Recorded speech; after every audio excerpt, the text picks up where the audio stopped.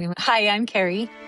And I'm Kimberly, and this is Coffee and Cocoa, a podcast about reconstructing your family after they've deconstructed their faith. We are a mother and a daughter having conversations from both sides of the faith divide. What do you want to bear your testimony on today? You go first because I have to think of something.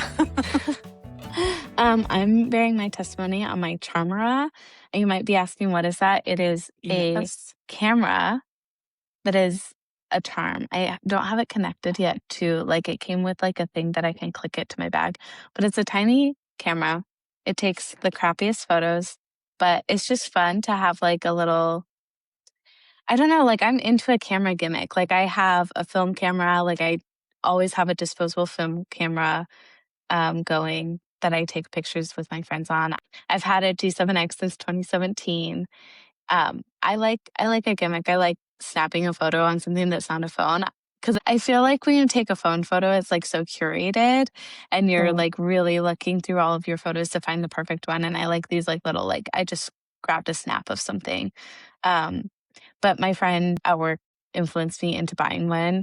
And they come in these mystery packs, so you get to unbox what color you got. And I got green. So cute. How fun. It's the brat one. Yeah, I am really excited. She had one. She took pictures of us. We went putt-putt golfing as a team. Mm-hmm. And she took pictures of all of us, and they turned out so fun. Oh, how fun. I love that. You can also take videos on them. Oh, really? Yeah. Yeah.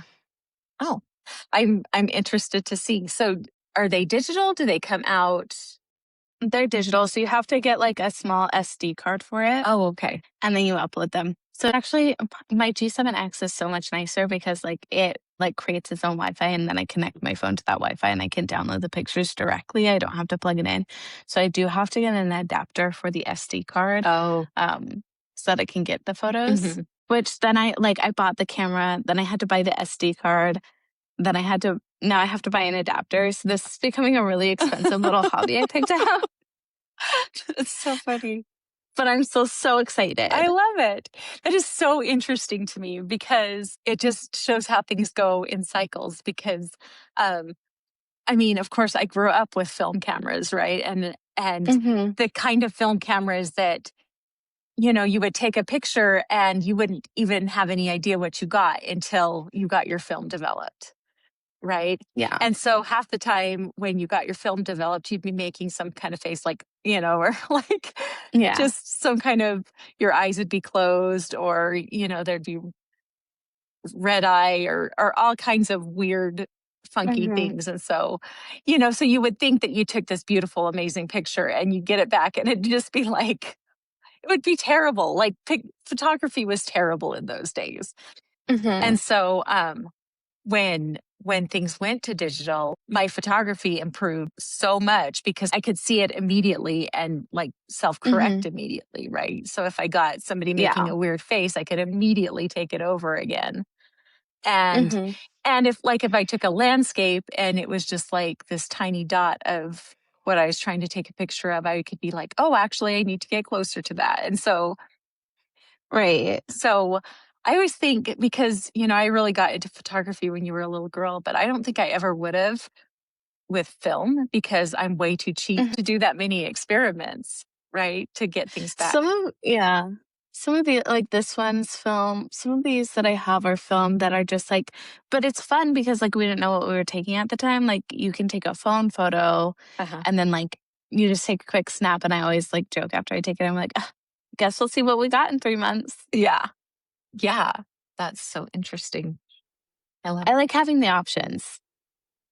Yeah, that is fun. So if it's something that's really important that you want to make sure that you capture this exactly as it is, you can do it with your phone. But no.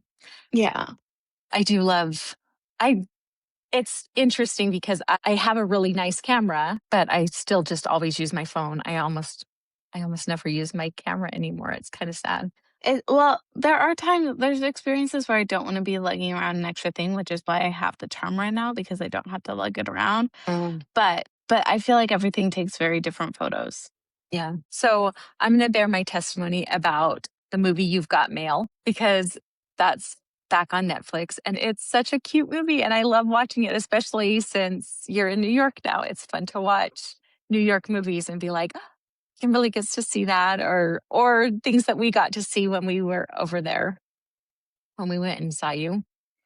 Like we went to the movie talks about the place Zabar's, right? Is that what it's called? Yeah. Yeah. You went to We went Zabar's? to Zabar's when we were there. And, it's like, oh, I've been there. But that's just like one of my all-time favorite movies. It is so cute. It is adorable. I love that movie. I love that. And When Harry Met Sally. Yeah. Like, I think that that's a really good double feature. Also, I love movies about New York that feel like living in New York. Like You've Got Mail feels like living in New York to me. Yeah. Versus it's like Vegas. If you watch Fools Rush In, that feels like living in Vegas versus like something like The Hangover, which is very much about Vegas, you know? Yeah. Yeah. That's true. Like that movie just always has been so cute. And also I love the storyline, like the Pride and Prejudice storyline. I love Pride and Prejudice with Keira Knightley, but it's just a fun story. Yeah. It's super cute. And I love Meg Ryan and Tom Hanks. Oh, yeah. Like, I think that's just such a fun pairing. They are a fun pair. Yeah. Did you ever see one that they did called Joe versus the Volcano? No. Oh my gosh. You have to find that one because it is so weird, but it's also super cute. They just did a bunch of movies together, Tom Hanks and Meg Ryan for a while. They did Sleepless in Seattle and You've Got Mail.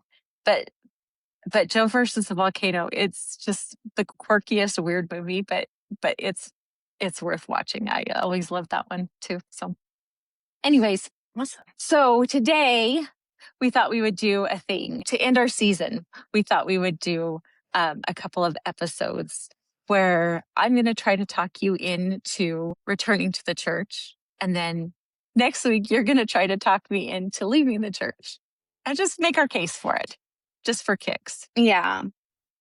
Yeah. I don't know if it's so personal. Like, I don't know if I necessarily want you specifically to leave the church, but. Oh, okay. I'm excited. I'm interested to see what you've cooked up. Yeah. Well, mine's pretty personal. Oh, why I specifically should come back. Kind of, yeah.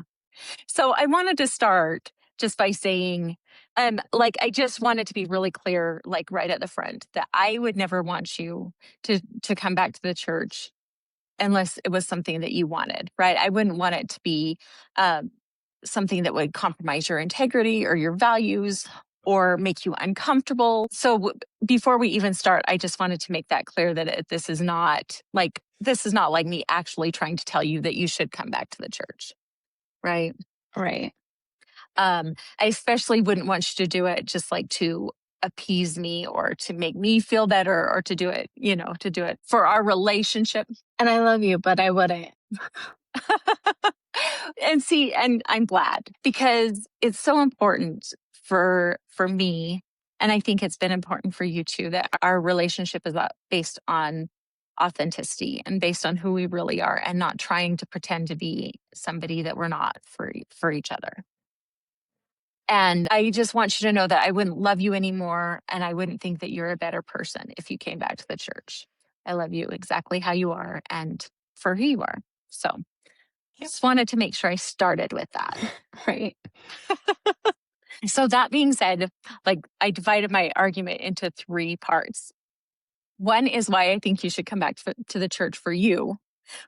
And then why I think you should come back to the church for the church. And then why selfishly I think the ways it would benefit me if you came back to the church. So I'm strapped in. I'm ready. Good. I'm a little nervous about next week. I'm not going to lie. That's okay. So the biggest reason that I think that it would benefit you to come back to the church is for the community. And we've talked about this a million times. And of course, the community does have its downsides, right? There are always, when you're dealing with human beings, you're dealing with the best and the worst, right? There's going to be cattiness and there's going to be gossiping and all of those kinds of things.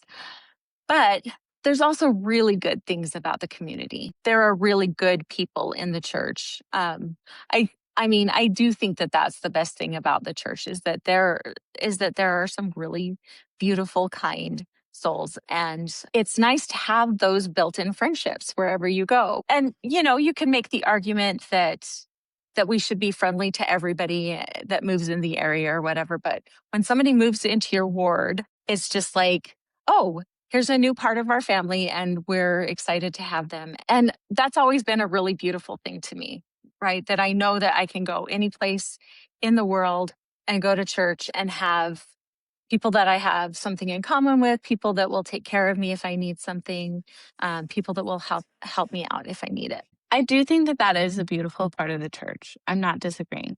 I just also think that I can find community and have found community outside of the church. And it's just really nice to have people that I care about, that I can depend on, that aren't conditional, right? I mean, I guess every relationship is conditional, right? Like there are conditions under which we can safely and productively have this relationship. However, it doesn't require me to follow what an old man says. Like, Nope. in my community, we have alcohol, and that's actually part of it. And I don't know. If I couldn't find community outside of the church, that might keep me in. But Yeah. I have found it outside of the church, and I'm really proud of my community that I have here. And I love that. And I am proud of you. And you've put a lot of work into it, which I think Mm-hmm. is awesome and Mm-hmm. beautiful. Part of the reason I think that the church is different is because like it's really good for us to have to deal with people who are different from us, Mm-hmm. right?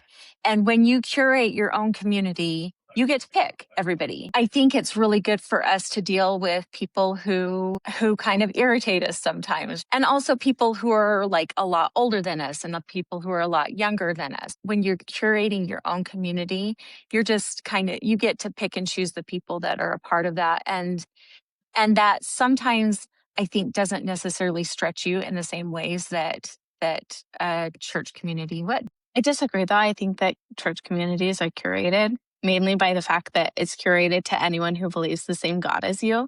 And I think that it is cool to also be stretched in the ways of people that have different religious beliefs than me, have different political beliefs than me sometimes, like in certain ways. Um, Mhm.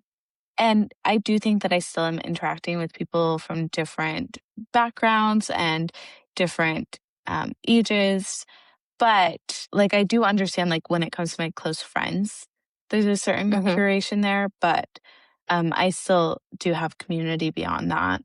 And I Yeah. do, even within my close friends, have to deal with issues and problems and people that irritate me or people Yeah. that, like, That's true. are friends with the same friends I'm friends with, but I'm not particularly friends with them, you know? Um, Mm. Yeah. I think it's a give and take. Like, I can see where some of the curation that you do when you're self-selecting Mhm. happens, but, like, also you are self-selecting in a church. You're deciding to be around all of the people that believe the It's same thing true. as you. That's true. Well, any group that you have, you're going to have the things that brought you together that you have in Mhm. common, and then you're going to have things that are different, Yeah. right? And different And so, backgrounds that we're both bringing to the table. And I will say that, like, yeah, I'm speaking from my position of, like, I live in a very diverse area, and so even if we're all coming together because we like to read the same kind of book, we're a diverse group. yeah. And I think that like that's kind of the point of this too is that like there's good and bad about whatever you choose, Mhm. right? There's going to be the upside and the downside, and it's not like there's ever anything that we can pick that is all upside. I wish there was. That Mhm. would be nice, but then that also wouldn't require us to grow Yeah. or learn anything.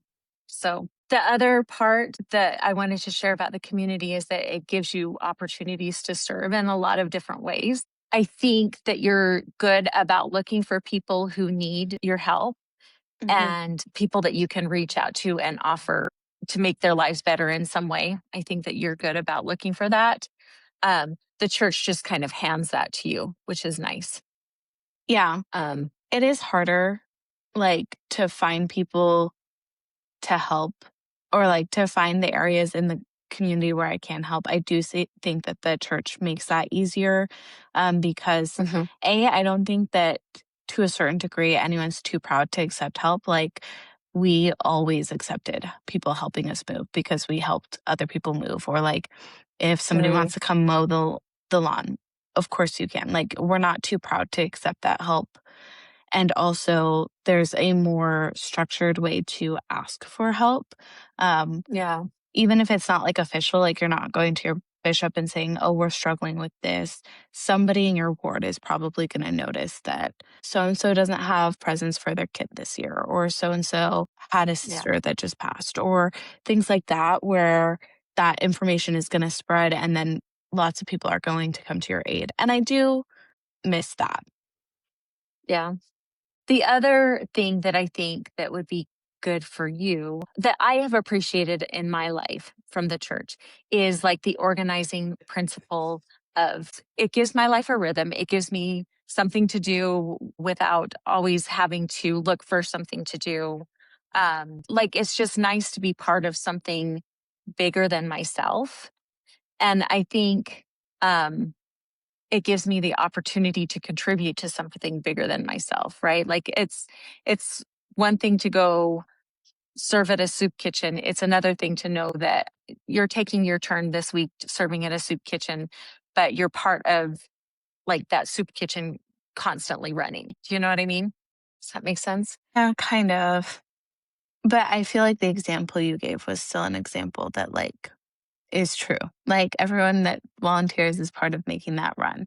Like, there's lots of areas outside of the church where you can be a part of something bigger, Hmm. um, and where your contribution is part of a whole, right? Like, even like volunteering for political campaigns, or Sure. um, Yeah. in your work life, or when it comes to like other community aspects, like somebody's had a breakup in your friend group and you guys are taking your turns sitting with that person, Mm, and or making sure that they're not alone. So I don't necessarily think that I need that to be part of something bigger. And I yeah. also care about what the something bigger is. And the church doesn't always head in the direction that I would like or appreciate being a part of.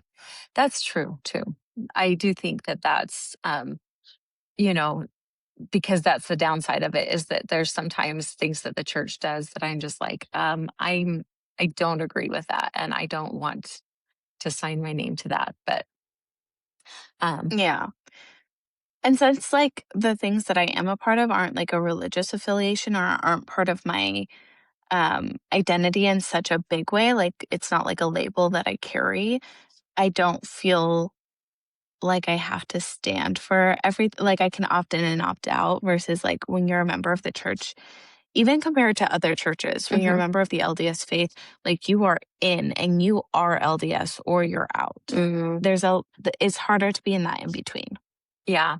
Well, and I think that at this point in my life, I've definitely gotten to that in between place where I do Hmm. feel more comfortable saying, nope, this is not something that I'm interested in participating in. Hmm. But that has taken some growth on my part and some effort on my part, I think. Yeah. The other thing that I think that would be really good for you, that you would enjoy more, is that it gives you opportunities to organize things and to create events, like to use your talents and gifts creatively, like girls' camp or Relief Society luncheon or anything like that. Those have always been things that I've enjoyed participating in that have let me use my creative outlets and given me an excuse to like I don't know where else I would say, I'm just going to throw this luncheon for all of these women and spend time like organizing that and planning it and creating it and making it a beautiful experience. And all of those kinds of things have always been a lot of fun for me to do. I'll give you that one. I also think that the church builds those specific talents. So it is really difficult, especially like in a workspace where I'm like, I actually am very good at event planning and nobody knows that. And like, Yeah. I have a lot of experience with putting something together and making sure that everybody knows it's here and making it look cute and making sure that like A to Z, we've thought of the different things that people might need. Mhm. Um, it's incredibly hard for me to take a back seat because I don't have anything on my resume that says that. I just have growing up in the church for 18 years. Yeah. And also like all of the Mormon weddings that we've helped with. Yeah. And like, so I will say that that's hard. Also, I think that I would love to be more of like a entertainer, like in terms of like having people over and providing a meal and things like that. I just don't have the space because Right. I pay a lot of money to live in like less than 1,000 square feet. No. Um, So tiny. so there's no space to host. And the church is nice because you don't need a space. You just do it at the church. Yeah. So I'll give you that one. Not enough reason to go back, but it is something that I do miss. Like, Okay. and I do try to fill that in. Like I volunteer with my ERG at work, Oh, good. which is an employee resource group. So they have different groups for like women, like they have LGBTQ plus ERG. They have like a Black ERG. They have an Asian Pacific Islander ERG, like all these different ERGs. So I volunteer with the woman one and I put on our book club. But it is harder in like a work situation Yeah. than in a church situation. Yeah. Fun. Anyways, so those were just some ideas that I thought you might benefit from. The next section that I had, though, was the reasons that I think the church would benefit, because I really do very much feel like the church lost out when it lost my children, because you guys are incredible people. And I think that all of the people that are leaving the church in general is definitely impoverishing the church, because any group is healthier with diversity. Anything that can break up the group think and bring a new perspective and say, okay, have we thought about it this way? Have we looked at it from a different angle? All of those things make the church healthier. Even if the group ultimately decides, no, we don't think that, I think it's always helpful to have new ideas introduced and new ideas shared. And so I think that the church is really losing out by losing the people that have left, because all of those really great ideas are leaving. And then we end up, and then when you leave, you're leaving it to the people who think, I don't know. You're creating more of a monolith. Yeah. You're creating more of a monolith if you're not getting those diverse opinions. And that Yes. monolith is not always the right place that you want to be. Well, I think that that's kind of a cycle, right? The more strict that the main group adheres to that monolith, the more it drives people out. But it does create a less healthy environment, I think, for the people that are in. I feel like it kind of stagnates the group. And so also there are people within the church that need that point of view that you could offer, that need that experience that you could offer, that's different than everything else that they've been hearing. That's been a big reason that I've wanted to stay, is to be a person that can listen to other points of view and empathize with other points of view and help people that really do want to stay and don't feel like they can create community outside of it, don't feel secure enough to leave, but making the church a more loving place for more people. That's one of the big reasons I think that the church would benefit by you coming back to church. So, do you have any thoughts about that? Yeah, I think that when I liked the church the most and like when I felt most like unified with the church was when I felt like we're a group of people that are trying to make the world more loving or trying to make it better. We're called to serve other humans. Um, that's when I felt best. And I think that if the church was just that, then I would stay. And I think that if the church was just that, like you said, it does benefit to have lots of different people with different perspectives in it. Like, it makes sense that if we want to be more loving towards the LGBTQ plus community, that we should have people in our group that are gay, that are trans, that are genderqueer, that experience these things and can tell us what feels like loving towards them. Same with different like racial or ethnic groups, different cultures, different identities like that. However, they don't do that. And I don't think that me being in the church necessarily would change that much. I think that I could be someone to lean on, but then to what end, right? I think that I do more service outside of the church, and I think I do more service by being someone who has left the church to be able to talk to cousins or friends or people I grew up with that left the church and be like, hey, it's going to be okay. Yeah. You're not an awful person. People are still going to love you. I think I do more service from this end. Also, Uh-huh. that isn't the main goal or priority of the church. And I think that if it was, it would be a different church. I think that if we could separate from Joseph Smith's teachings in a lot of ways, or him as a person, if we could separate from um, the exclusivity of like temple ordinances, things like that, if it was more focused on Christ like love in an organized way, Mhm. then I think I would be a part of it still. That's so interesting because just the thing is to me is that when we say the church, right, like the church is just this amorphous, like the church is a lot of different things, but most concretely, the church is the people, right? The church is the people that make up the church. And so when we say the church isn't this or isn't that, it's okay, there are people in the church that are, and there are people in the church that aren't, right? And I think more people in the church that are focused on loving and being more Christ-like and including people makes the church more that way. See, I disagree. I think the church is the church and the people are the people. I think the church is the organization and the teachings and the belief. I think that it is the leadership that is made up.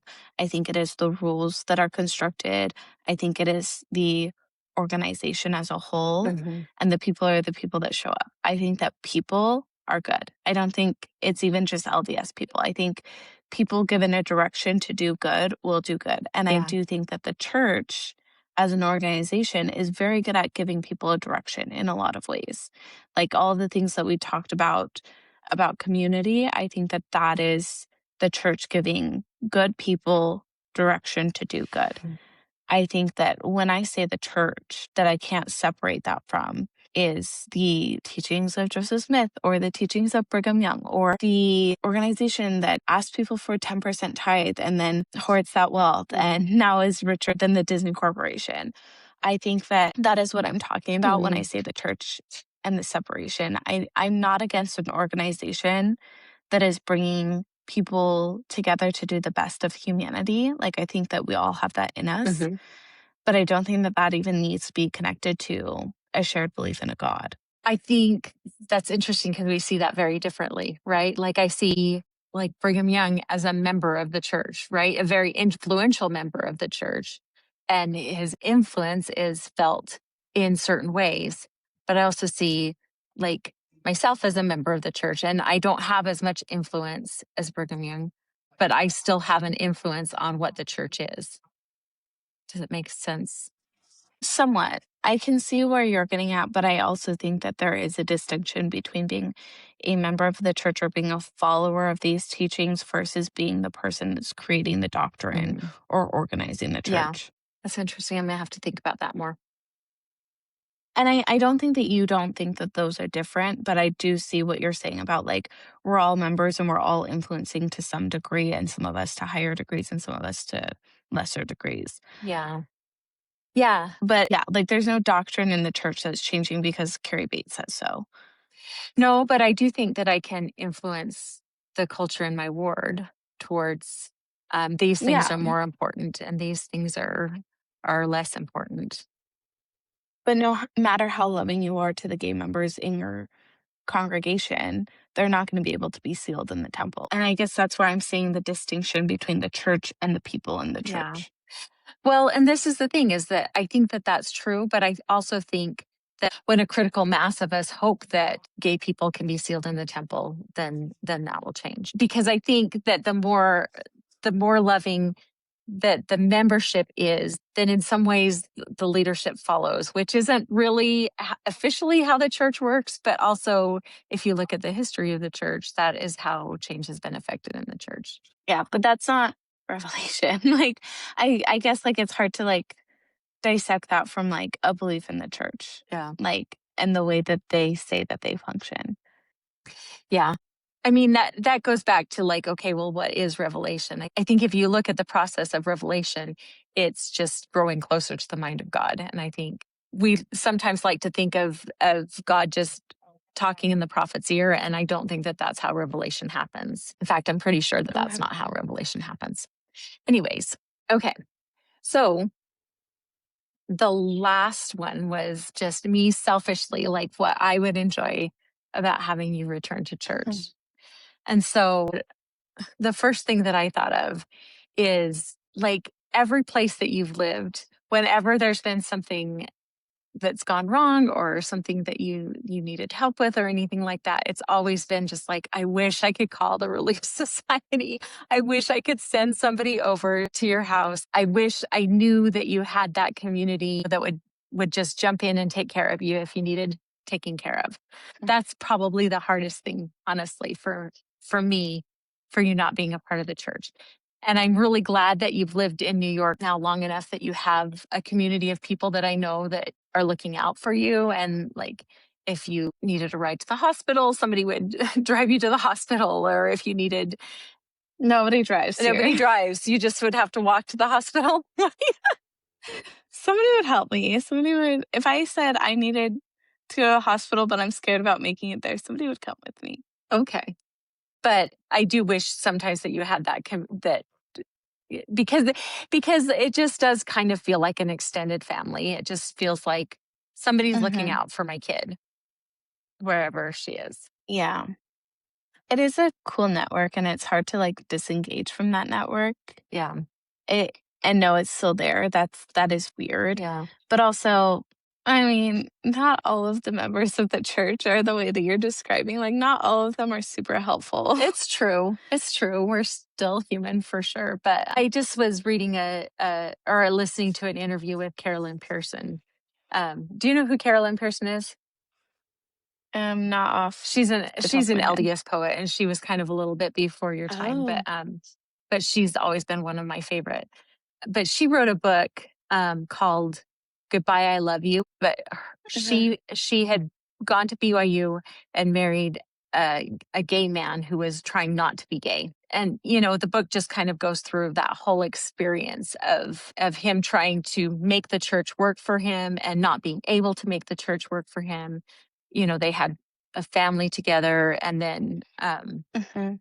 and then at some point he was just like, I can't do this anymore. And he moved to San Francisco and started living a gay lifestyle, and they got divorced. Well, it was the 80s and he got AIDS. And then um, he called her and let her know that he was dying. And um, I mean, they had kept in touch and been very good friends. But when he Mhm. was dying, he came to her house. She was living in Utah at the time. And she just talks about how, um, even though this difficult thing had happened and nobody understood, how her Relief Society just came and gathered around her and took care of her and brought meals into them Mhm. while she was nursing him, and took care of their kids so Mhm. that she could take care of him. And Mhm. like, like I've had that happen in my life where people have, you know, I had a baby, and so somebody came and got all my laundry and, and did all of the laundry, and you Mhm. know, that kind of a thing. I think that that's just such a Mhm. beautiful thing to be a part of, and Yeah. I wish that, and like you said, not everybody has wonderful, perfect experiences with it, but Mhm. but at its best, it's a really beautiful community. Yeah. Um, I agree. yeah.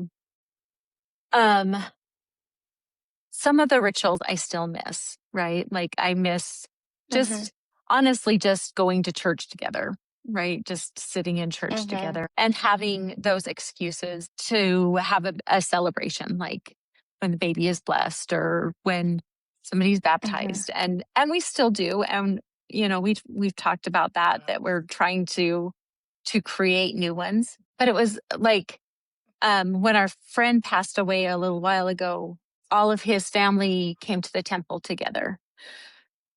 Mhm. And, you know, there's weird things about the temple. It's very ritualistic and all of that kind of thing. But it just was really beautiful that his whole family had a place to gather and kind of celebrate that, that they felt like he was still a part of them, and that it was just like this shared moment in this place that was Mhm. sacred to all of them. And so Mhm. so some things like that, like I really would love to still have our family be a part of. And like I said, we're working on creating new traditions and that kind of thing. But Yeah. No, I hear you, and it's hard when, like, this shared space of peace isn't shared anymore, like, it's hard to find that for yourself, versus, like, it being handed to you of, like, "Here's this place, we consider it peaceful, this in our culture is peaceful, yeah, we're all gonna go together." And it's hard too when, like, for you, that's still your main place of peace, but that's not for us, so we can't be there with you and experience the same way you do. yeah, yeah, Does that make sense? it does. Yeah. It does. And like I said, I would never want to put you there in a situation where you were uncomfortable, because that would not be the same thing. Well, you can't put us in the temple no matter how much you try. I just, yeah, that doesn't work. Oh, they won't let us in anymore. So dumb. But it wouldn't be the same if we were there. No. Like, it wouldn't, like, what you're talking about is a shared family with a shared belief, having a shared experience. And we don't have that shared space right now. Yeah.